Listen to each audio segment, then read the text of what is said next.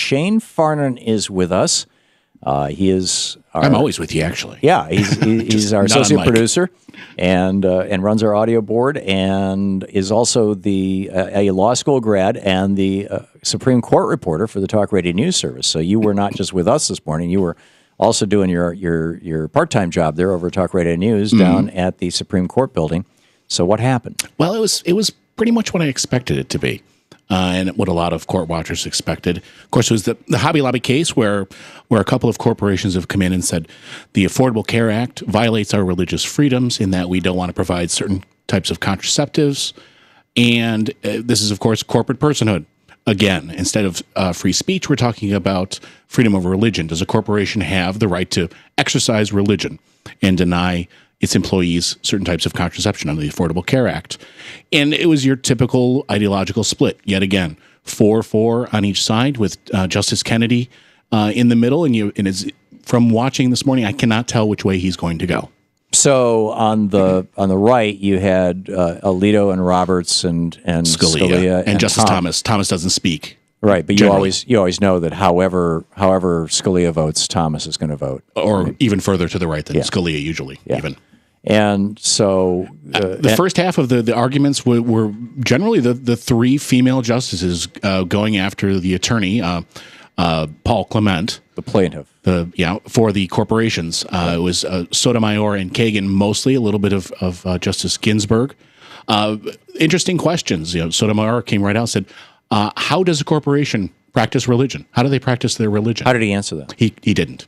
There were so many questions that were asked that they just kind of duck, dodge, and then move on to a different point. That was one that he just did not answer.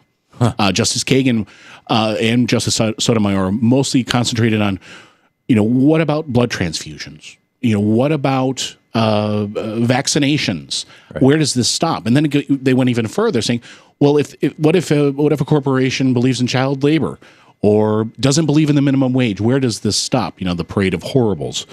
The one limiting thing that could occur, and this kind of came out of nowhere, and I don't know if anyone's really talked about it much, but at one point, the Chief Justice John Roberts, said about these parades of horribles that there isn't really a problem here because we can just limit this to closely held corporations and S corporations. That this right of a corporation to practice religion isn't going to be a problem with publicly traded corporations because we could just deal with these small corporations. We'll carve out an exception for them. The IRS has already taken that position. Have they?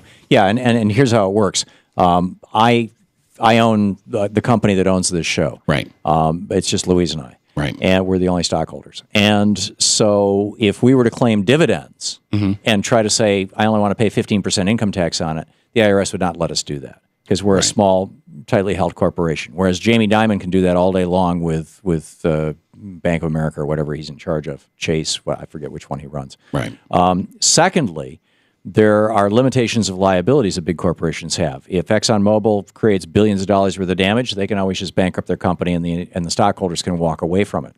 If our small corporation were to run up huge debts, you're personally liable to an extent. Legally, de jure, no.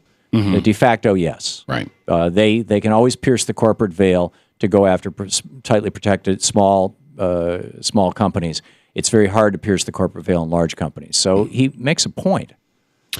Well, but if you're going to take the Alito line, which is he is clearly his religion, not to use a pun here, is corporate personhood. If you're going to say a corporation is a person, using their logic, since it's made up of people, right, then why is a closely held corporation a person and not a publicly traded corporation not a person?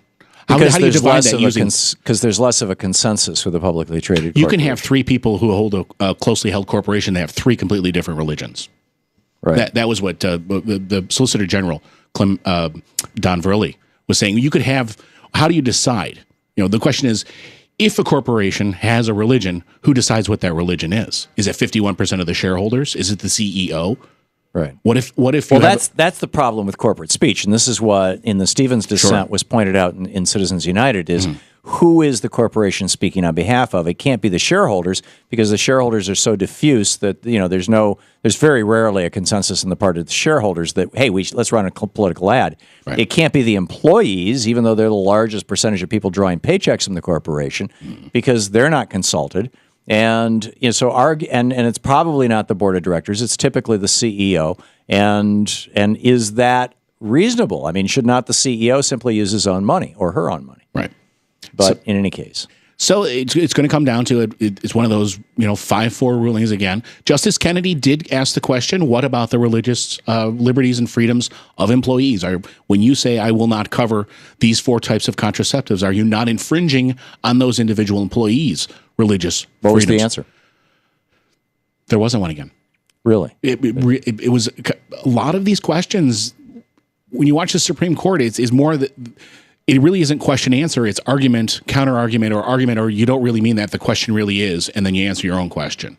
Oh, so they Justice Breyer once in a while will ask again and again and again, but really the justices seem to be arguing with one another more often than not. Huh. And I will say, this is just my personal opinion. I think that Solicitor General Varelli, he spent a lot of time arguing with Justice Alito, but realized it was a lost cause, so he didn't put a whole lot of his heart into it. But he did spend a lot of time with Justice Kennedy. Right. Because Kennedy's the swing vote. He is at this point. Certainly on this case. Right. Certainly on this one. It appears that way. And I cannot tell which way he's going to go. Yeah, I can see him signing on to the Roberts. We're just going to, closely held and S corporations. We'll give them religious. Do you think that the Catholicism of the 5 right-wingers, I mean, it came through. Sotomayor is also Catholic, but she's, not made that political. It came through in some of the arguments where General Varelli said, we're only talking about contraception, not abortion. And I'll say the Roberts or Scalia jumped in and said, well, Catholics or these people believe that contraception is abortion. Right, or these forms. They actually only object to Plan B and the IUD, which prevent implantation. Fascinating. Shane Farnan. Thank you, Shane. Thank you.